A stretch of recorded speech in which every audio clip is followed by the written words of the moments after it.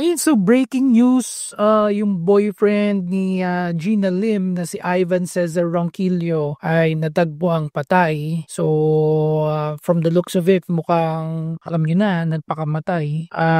According doon sa Quezon City General Hospital, trinay nilang i-revive but later ay namatay pa rin siya. So, nung lumabas yung news about the death of Gina Lim, marami kaagad tayo nakita online ng mga accusations na si Ivan ang potentially nag-cause ng death ni Gina Lim. Without proof pa, no? Na hindi pa natin alam. Again, not trying to defend Ivan, pero wala pa tayong proof. Ngayon, merong lumabas na medical legal certification from police captain, PNP, Regional Forensics Unit, no? Sa EDSA Kamuning, Quezon City. Ayan. Palagay dito na ang cause of death ni Gina Lima is not related doon sa pasa na nakita sa kanya. And bagkus ito ay mula sa paninikip ng dibdib, heart related or hindi nakahinga ng maayos. Okay? So I don't know what's the takeaway from this, but apparently according sa mga netizens, parang nabully kasi yung boyfriend ni Gina Lim,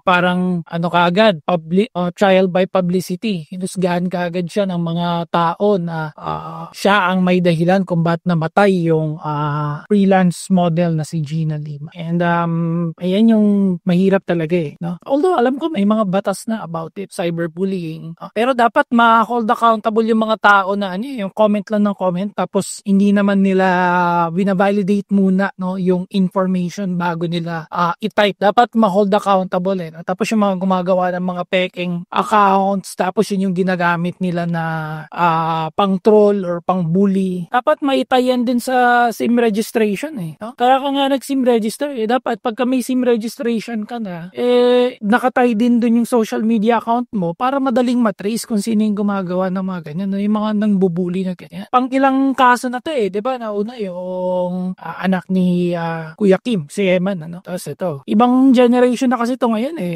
ayaw man natin sa hindi pero medyo prone yung mga bata, yung younger generation into bullying at sa kanila big deal hindi natin sila pwede kumpara sa generation natin kasi generation natin hard knocks tayo medyo tough as nails sabi nga nila, but that doesn't mean na dapat ganun din yung generation ngayon. Iba yung mundong ginagalawan nila and hindi natin pwedeng i-apply sa kanila yung pinagdaanan natin hindi natin sila pwedeng i-measure similar doon sa measuring stick na. So again, ang hirap magsalita, hindi naman natin alam kung ano talaga yung cause of death. Hindi natin alam talaga kung ano yung totoong reason bakit nanikip yung dibdib at hindi makahinga itong si Gina Lim. Kahit sabihin natin baka kaya nakitang patay yung boyfriend niya is guilty, still, hindi tayo pwedeng mag-conclude kagad without facts. Hindi tayo pwedeng bato na lang kagad ng mga accusations na wala tayong sufficient proof. Kaya ano ba masasabi ninyo sa situation na to? Comment down below and subscribe if you haven't yet.